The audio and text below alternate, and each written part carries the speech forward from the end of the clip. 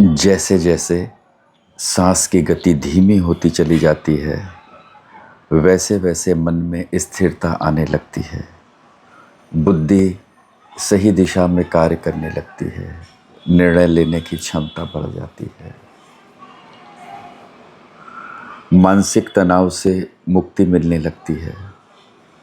नींद न आने की समस्याओं से मुक्ति मिलने लगती है।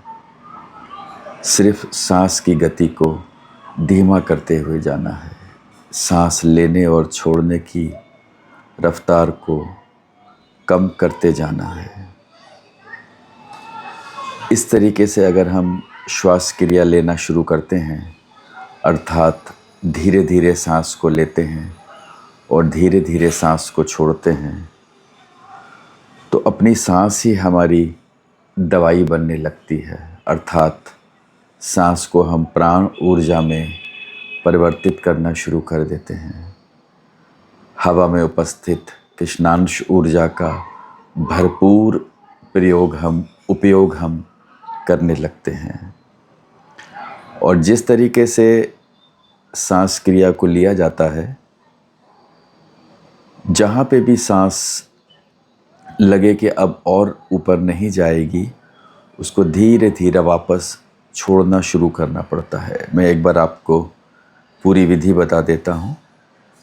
धीरे धीरे सांस को लेना है और धीरे धीरे सांस को छोड़ना है। सांस लेते समय ज़बरदस्ती खींचना नहीं है और सांस छोड़ते समय सांस को हठपूर्वक कहीं पे भी रोकना नहीं होता है। सहज भाव से सांस को लेना है, यानी हठ योग नहीं करना है। किसी भी प्रकार की ज़बरदस्ती सांस को लेने और छोड़ने में नहीं करनी है। पीठ को, रीढ़ की हड्डी को सीधा रखना है। आंखें खुली रखनी हैं। आंखें बंद करके सांस को लेना और छोड़ना नहीं होता है। इस प्रकार के अगर 10 मिनट का अभ्यास हम प्रतिदिन करते हैं, तो हमारे कार्य करने की एफिशिएंसी, एलिजिबिलिटी दोनों ही बढ़ने लगती हैं। रोगों से लड़ने की क्षमता इम्प्रूव होने लगती है। और सांस को प्राण में बदलने के लिए यही सर्वोत्तम विधि है। धीरे धीरे सांस को लेना है, धीरे धीरे सांस को छोड़ना है। हम अपने कार्यालय में, अपने दुकान पे, अपने प्रतिष्ठान में अपनी पूरी टीम को इसका अभ्यास अगर प्रतिदिन 10 मिनट कराते हैं, तो उनकी भी कार्य करने की क्षमता और योग्यता दोनों ही दिन प्रतिदिन बढ़ती चली जाती है। अर्थात एफिशिएंसी और एलिजिबिलिटी, वर्किंग एफिशिएंसी और एलिजिबिलिटी बढ़ती चली जाती है स्वयं ही।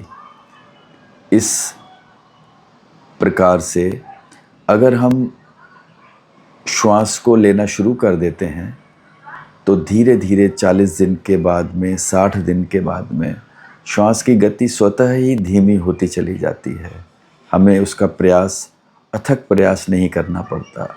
प्रारंभ के 60 दिनों में धीरे धीरे अभ्यस्त होते चले जाते हैं। और इसका प्रयोग करके आपको जो फ़ायदा होता है वो हमें आप बताएं। धीरे धीरे सांस को लेना है, धीरे धीरे सांस को छोड़ना है। इस वीडियो को वसुधैव कुटुंबकम के सभी सदस्यों को शेयर करें, ताकि प्रत्येक व्यक्ति अपने प्रत्येक परिवार को इस ऊर्जामयी सांस से आगे बढ़ा सके। आप सभी को प्रणाम।